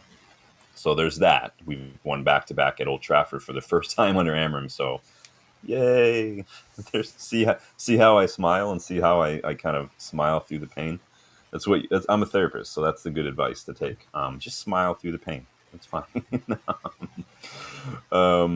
Let's see. These guys are hating on Sunderland. Interesting stuff. I know some of us remember when we like back in the early 2012, 2013 Sunderland and around. Obviously, they've been shit since, but the documentary series on Netflix that came out like 10 years ago is pretty good. So the best is don't forget we have a second derby incoming. Us versus Newcastle. Interesting. When's that coming around? I don't think so. Arkham says I don't give that Sunderland result any weight. Villa have been awful all season. Yeah, Villa. I mean, It's they're shit, man. They're absolute shit. more more just thinking about because I watched that game with Sunderland. It was more like the mentality Sunderland came out with, like the don't give a fuck attitude. Yeah, they That bought a that's lot of more, players, man. yeah, that's more what concerns me because that's the attitude that can cause us problems. Yeah, because it's the attitude that does cause us Yeah, problems. Like going up against Grimsby, going up against Coventry, going up against newly promoted yeah, Sunderland. These are these scrappy fighting. Like yep, they're every single match for these newly promoted teams is going to be a relegation fight. Like yep, their goal, they spent a lot of money. Their goal is to not get relegated. They have a good chance based on what, like again, teams like Brentford and whatnot are looking like, and Wolves, even Wolves, West they Ham. don't even have a point yet.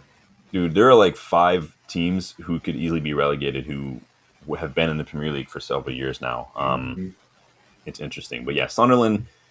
Nothing is guaranteed in this league. That's why we like it more than the other leagues because it's any given match day, something could happen. But don't. We're gonna obviously we've got previews coming up. We're not gonna be getting ahead of it here, but let's see.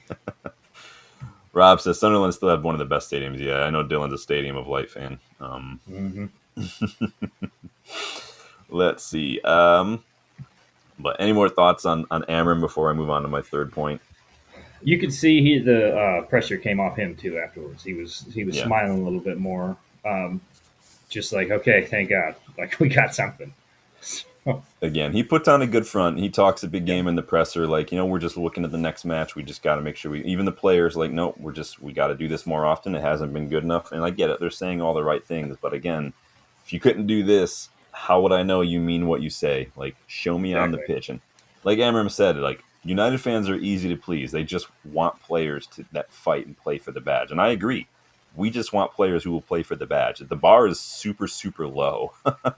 I don't need you to be the most techie player. I don't need you to be the most expensive player. Just freaking play for the badge every time you sit on that pitch. Compose yourself as a United player when you're off the pitch. It's not Mm-hmm. that difficult. It's the bare minimum, man. Yep. Let's see what we got here in the chat.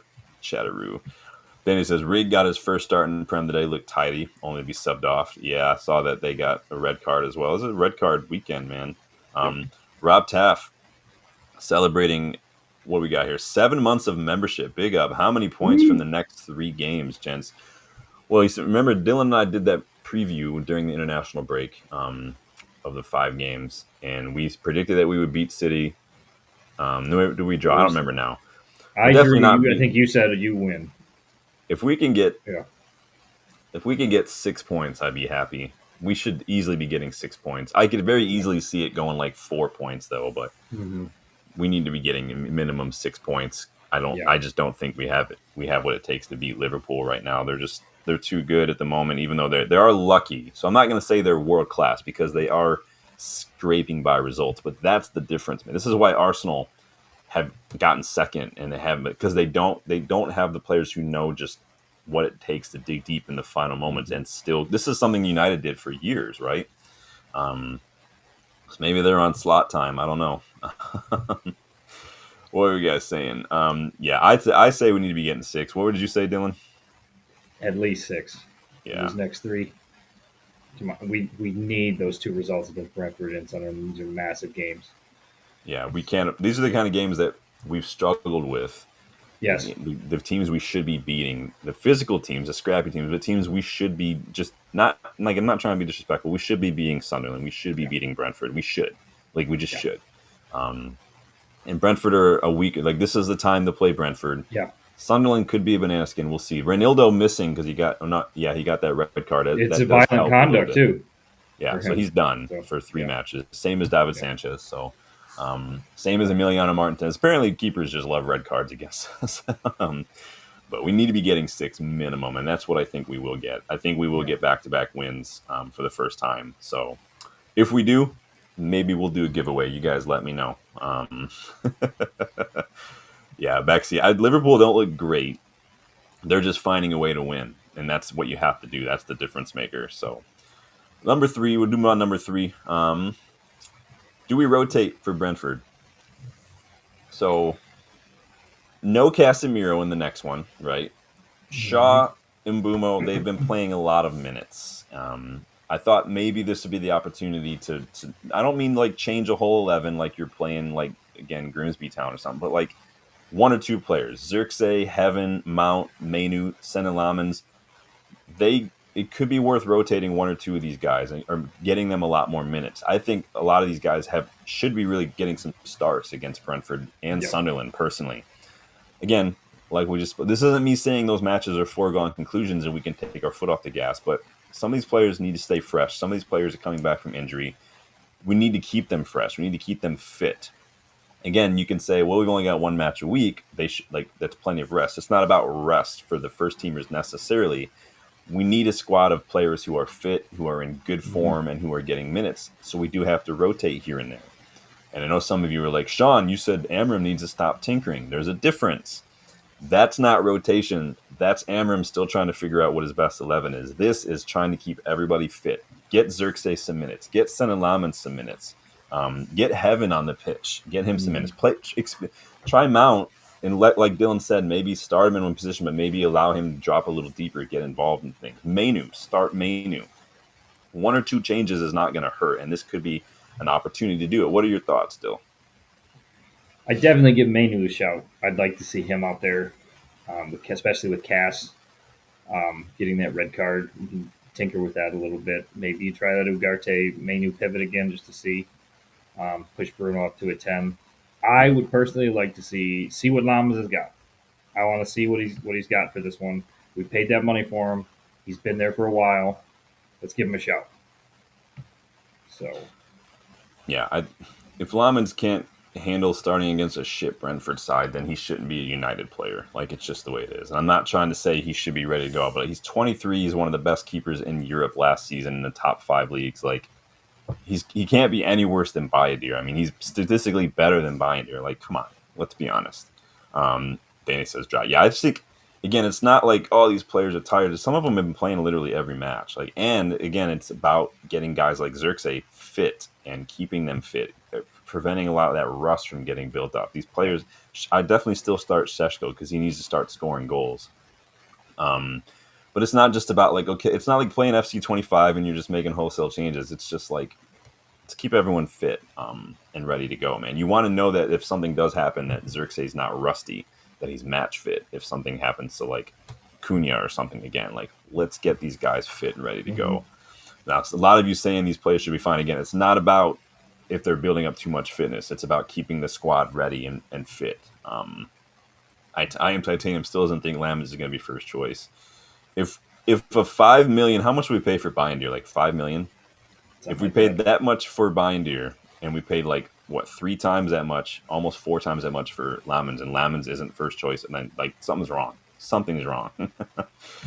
Danny's getting his little bit of an 11 here, so he wants Lamens, Yoro, Maguire, Delit. So he wants to start strong. He's experimenting with Mazraoui in that Menu, Ugarte, Bruno. This is so he's only going to be changing like one player. Again, this isn't about making wholesale changes. I totally agree with that. But some of these players, I would maybe start Xerxes over Mbuemo to start the match, and maybe bring on Mbuemo with like 30 minutes to go just to keep him fit. But Xerxes needs to get fit. Mount needs to get fit. Cunha needs to get back fit. Heaven, I want Heaven to stay fit and ready to go. This is the kind of thing I'm talking about. Um, let's see. Bexy doesn't rate Xerxes. Oh, harsh, harsh, harsh, harsh. Um, Rob says Casemiro out for the next game. So yeah, with that in mind, Bruno will probably play in deep role because Amorim just seems to want to do that. So the question is, Yeah. who plays next to him, Garte or Menu? Who would you go with? I would like to put Manu there just because I think that could help when we're going to play out of the back, and that'll add more than what Ugarte is going to bring. But Ugarte might bring some more of that tenacity. So, me personally, I'm going to start with Manu. But that's I just mean, me. Menu got some minutes. He got some minutes Yeah. against City as well. He was arguably one of our best players against City when he came on. I want to look at some of his because he won like a lot of his duels against City. Like Mm-hmm. he does fine. Like he's getting better in that regard. So Darkrow is back. What is going on, Darkrow? He says, "What is happening to managers? They're being stubborn, arrogant, and defensive." I mean, it sounds like managers.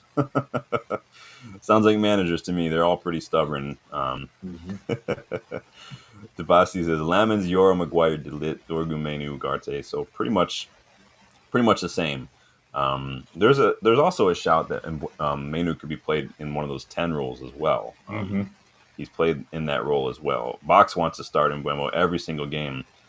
You guys say that, but as soon as if he gets an injury and then you try to bring on Xerxes, who has not literally kicked the ball at all for a month, it's going to be you guys are going to get frustrated. Again, this is more of a question. You can see down there. There's a question mark. Or should we rotate a little bit for Brentford? um, I am Titanium doesn't think Ugarte should start, but he will, and he says Menu should be starting. Um, Darko got timed out. I didn't do anything like that. So if someone timed out Darko for no reason, like I did he say something? Dylan, did he say something bad? I don't know. Um, No, I all don't know. right. Well, I don't know why Darko got banned. If mods are out there, you can unban them or whatever you want to do. But only ban people if they're spam or if they're being completely disrespectful.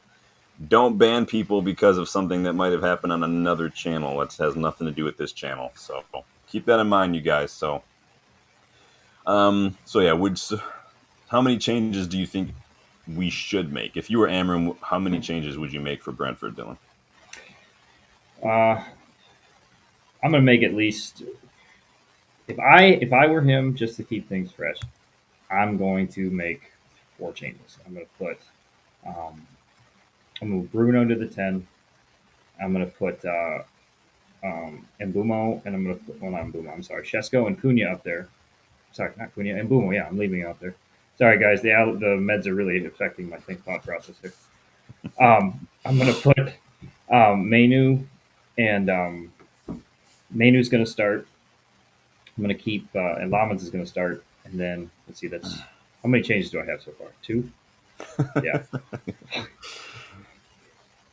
So, let's see. Let me just go through the whole of it. Laman's going to start. I'm going to put the back three be Yoro, Delict, and Harry. I'm going to give Shaw a rest. And I'm going to have Ugarte and Menu. Wingbacks would be Maz and Dorgu. And then we'll have Bruno, Mbumo, Chesko. So, Yeah, like I said, we don't need a lot of changes, but yeah, this is an opportunity now to, again, Lamens for sure needs to start, and Xerxes needs to maybe get some minutes yeah, because he just needs minutes. They just have to. Manu should probably start too. Again, yeah. I'm not saying Uh, change 5 or 6 no. like starting 11, but let's get some more minutes here. Um, what were you saying? I'm I'm looking at it like even if we go bit like we keep the same starting 11 from the Chelsea game, we need to make changes at 45 or 60 to get those guys some minutes because they need to get some time out there on the pitch. Just like you're Yeah. talking about with Xerxes, like you're talking about with Mount, they need that time to get out there. Yeah. It's more about we need players that are fit. We can't Yeah, just look at the starting 11 and say, "Yep, these are like this isn't Zidane's Real Madrid where he just doesn't change anything." Like yeah, we need everyone to stay fit and ready yeah, to go. And so again, not don't need to make a wholesale changes, but one or two, maybe even three in the starting, and then just there's nothing wrong with that, and we yeah, need that because Xerxes is not bad. Xerxes yeah. has very good moments, right? His redemption arc last season was awesome, but Mm-hmm. we also need him fit so we can keep doing that. Yep. Football Freak says Binder's save percentage before the Chelsea game was 14%. So Lamens needs to play from now on. Yikes. Y'all, why you guys trying to create drama in my chat, yo? Guys, don't be dramatic, please. We're all adults. Be respectful. That's the last time I'm going to say it. The boss says, yes, Lucky. If Amorim is playing Shesko a little deep, that's why. I mean, I am Titanium says, if Ruben hates Manu, do we really think Ruben Amorim hates Kabi Manu? I mean, that's a bit. He might, again, I don't think there's anything wrong with what Ruben Amorim said, that he's young. He still has some things he's got to develop. I think that just goes without saying for any young player. And if Kabi can't take that as a challenge and just a little bit of a reality check that, hey, you're not that guy yet because you've only Mm-hmm. been playing football for not even 2 years at this level. You were injured for literally, you missed 38 games during that time with injury as well. You're not there yet. There's nothing, no one's saying he's bad. I think people are making things a little too black or white. I don't think he hates him. He's young. So he's just young. What is going on in the chat, you guys? Seriously. I'm gonna start. Do I need to start closing the chat for only subscribers so we can keep this? Then we need to just do this a members only thing from now on because mods, I trust you to take care of it so I can keep doing the video. So I appreciate everything you guys do. Let's just try to be civil, y'all. So Danny says maybe he's protecting him from this midfield mess. He could be too. We've seen him. If he's protecting Lamens, maybe he's Then protecting yeah, Manu. But Manu doesn't look too happy. And again, that's where it's down to Manu to kind of recognize like his level right here. Um, guys, why are we doing this? You guys are killing me. Bach says our fan base thinks Manu is Zidane. I think I don't know about you, Dylan. I think for me, I think a lot of people. I don't. I think for there are maybe United fans who think the sun sets and rises from Kobe's ass. I don't know, but I think for a lot of us, it's also just looking at who is playing in midfield and at how they're not doing great. And like, surely Kobe can't be mm-hmm. any worse, right? I think that's for me where some people are coming from. Yeah. Um, so I don't know. I definitely think he needs to start. I I'm think. hoping. Good. Yeah, I was just gonna say I'm hoping. You know, if Amarin with him calling out Covey and Covey not being happy with everything, I'm hoping like Covey seems like he's taking that to be like, okay, I'm going to show this guy, and I hope he does because it seems like the last few weeks he's come in more motivated. Not necessarily it wasn't before, but more so. Just like you Yeah. proving that point that he should be starting Yeah. every time, and I'm hoping that's what I'm hoping that's working, and maybe that was Amarin's plan the whole time. Who knows? Sir Alex used to do that all the time. Managers do this sometimes. This is part Yeah, of man management. It's not just yeah, about like everybody gets minutes. It's about knowing your players sometimes and knowing what some players need. Some players need to be challenged. Some players need to get angry to do that kind of stuff. I'm not saying that's what Amarim's doing. I'm just mm-hmm. saying this is part of man management. It's not just keeping everybody happy. This is literally managing the man, and it's just part of it Yeah. sometimes. Colby's got an accountability aspect to this where he's got to maybe be a little bit more humble, be a little bit more willing to take on that challenge instead of just saying, well, if I'm not going to get minutes, I want to leave. That's not professional. That's not Mhm. mature. That's a bit petty and cowardly, in my opinion. So, again, we're only going by what we see in the news. So I don't know like how much of it is 100% true, but just I see all sides again. Um, but I do think a couple changes at Brentford would not be the Yep. worst thing in the world personally. Just again, more about keeping people safe and fit and ready to go. So, but hey, look at that. We didn't lose that record of Chelsea not winning a game at Old Trafford for more than a dozen years, so that was good. Back-to-back home wins for Ruben Amorim. So, Mhm. and like I said, press Chelsea's back line and we could cause problems, and that's exactly how we did cause them problems time and time again. Their defenders are not comfortable on the ball. We didn't get them any time, and we caused problems. And hey, the one time we did that, it led to a corner. We got a goal as well. So Mhm. um, it is what it is. Chelsea diving and appealing for pens and stuff every couple minutes was just embarrassing. It was like playing a La Liga side all over again, especially Enzo Fernandez. But this puts us on 11th after it was on 10th, and then today's result puts us in 11th. But we got 7 points, 3 points off top four, so that's not bad. But Yep. again, it's already less than half of what Liverpool have because they've won literally every match. But hey, if we get those 6 points from the next two, who knows what could happen? A couple other results go our way. Who knows, man? The people though that are talking about relegation battles already, that baffles me. Like it's 5 matches, and people were doing this before this weekend too. Like it's Oh weird yeah. that people are already doing that. But Yep. again, it is Brentford next. They are in 17th place. They did lose to Fulham. Again, I told you they're pretty much a dead cert. We'll preview that one later on the week as well. Dylan, any final thoughts on the match, the result, the performance?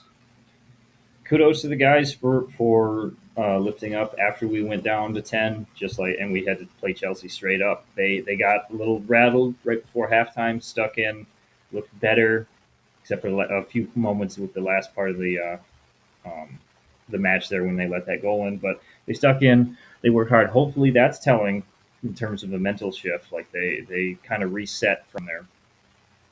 Um, but yeah, I think Chelsea panicked too. That's the other thing. Maresca saw that man go down, and he immediately took NATO, and I think Palmer had an injury. But like Yeah, that's quite a telling. Yeah, that's quite a telling change to make. So something's going on there. yeah. I don't know if he had an injury personally, but I think it's like when Saka limps every time he gets subbed off. Yeah. Matt Hatter, welcome back. I want to make sure I give him a shout out. I haven't seen you in a while. Hope you're doing well. Says Chelsea's in shambles. Yeah, they're not doing great. No. Personally, they did not look great against Bayern at all. No. Buck says, to be honest, United have utilized youth a lot, played them a lot, gave them good wages, so it's backfired. Yeah, it has backfired. I hope that we're learning our lesson. It seems like we are. Hmm. Ineos have been pretty ruthless, no matter if you're an academy player or not. There's nothing wrong. I like the record. If we just don't have quality players from the academy in the squad, that's not really our fault necessarily all the time. So I don't know if you're. I know you're a member. I am Titanium.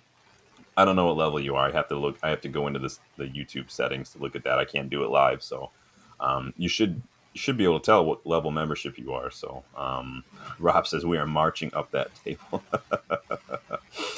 Yeah. um, ITN, welcome back. Hey, at least you're not calling me sitting on the fence. Quick message, but do not be surprised by H. I don't know what H is. Um, but good to see you again. Welcome Yep. back to the channel. Keep an eye out, you guys, for the scouting report later on this week. Like I said, I have my Diogo Dallo replacement in that video. Keep a lookout for the final episode of this season of What If as well. The episode 3 just dropped the other day, so go check that one out if you haven't yet done so.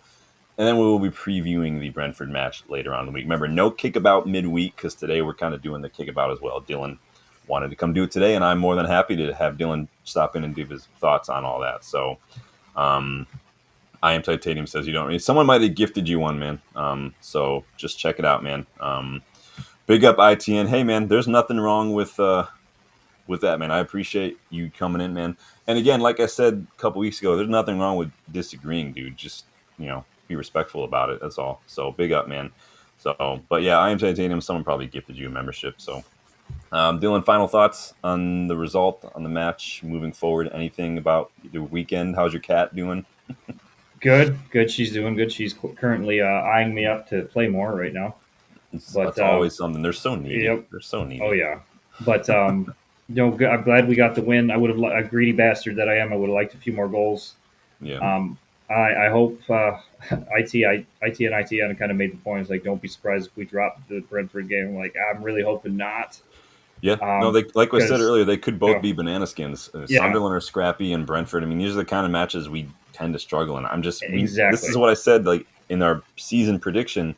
Amram, this is the big corner for me that Amram needs to turn. Team selection was another one, but we need to start getting Yeah, results against the teams we're supposed to be getting results against, exactly. and this is one of those. So So go ahead. Sorry, I didn't mean to keep interrupting. no, no, I agree. We should be winning this. Like you said, Brentford are kind of in that spot, but this is exactly where this is the time where we go in and we think we're going to win and we like get down 2-0. So Nice. I nice job, Bossy. I love it. But so I hope we keep that mentality. Yeah. I hope that's part of the reason why I'm almost like starting Bumo, start Mount, start some of those guys Yeah. that are going to bring the pain right away, bring that press, get up a Yeah. little bit. And But you guys know if you've been watching the channel, I always opt to start strong. Like I mhm, do. Like cuz I don't like to start weak and then bring on the starters to kind of yeah, salvage something. You guys know that. I just think that it's worth it to me. At least Lamens and Mainu for sure. yeah, If we can't start Lamens and Mainu against a struggling Brentford side, then something's wrong. Debasi's celebrating 3 months of membership. Yes, glory, glory, nice. Man United. Big up, man. We appreciate that. Appreciate the kind words, Rob, as well. And yes, and like Bach says, we don't have to worry about facing Mbumo anymore, so that's always helpful.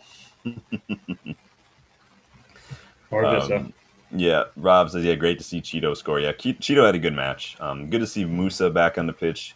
Biancheri, our under 21s are pretty stacked with strikers too, so a couple of these guys maybe need to think about going on loan in January. But that's going to do it for us, everybody. Really good stream. I appreciate Dylan coming in and getting involved, man. Good to hear your thoughts on that. I know you and I had pretty much texting throughout the match yesterday, so it's good to sit and chat. It is a bit of a bummer that we don't have midweek football right now because Yeah, I mean, we're missing out on meeting up at the pub and stuff, but it is good. We'll try to. I know I had you and Justin over for that Burnley match. We need to try to do something again definitely. soon as well because we've got some trip planning to keep up, man. We got pretty Hmm. much everything wrapped up and we're ready to go. I had to switch the Airbnb, you guys, so we got a better one now to get us an early check-in because they weren't going to let me check in until 3, and 3 is when the match kicks off, and that wasn't going to work for me. So but appreciate you guys getting in. Make sure you like the video. Make sure you subscribe to the channel, you guys. Remember, today is the final day to get 20% off in the Universe Everybody online store. Usually I put a link in the chat, but I forgot to do that today. But it is the final day. Some brand new designs in it. It is a sweet Ollie Gunnar Solskjaer one in there as well if you guys Hmm. haven't seen that one yet. So but there's other stuff in there. If you go to the site, you're going to see all the designs. Click on the design you like. It'll show you every product that has that design on it. So shirts, hats, beanies, mugs, posters. Some of them even posters. So there's even some baby stuff for the future red in your life. So go check that out as well. So Dylan, I can put on some cat clothes if you want me to. There's some cat toys or something. But That or um, ties, man. I'll start wearing those ties at work, oh man. yeah, I'll go have to look and see if there's any ties. But take it easy, guys. Enjoy the rest of your weekend, wherever you end up doing. Stay safe, but just enjoy the week. Again, under 18s won, under 21s won. The women's team drew 0-0 with a really tough Arsenal side, and of course we won. So really good weekend to be red. Glory, glory, Man United. Keep their red flag flying high. Dylan, say goodbye to everybody, man. Thanks everybody for joining in. Thanks Sean for having me for this impromptu one. But yeah, guys, always a good show. Great to be on here. So everybody have a good weekend.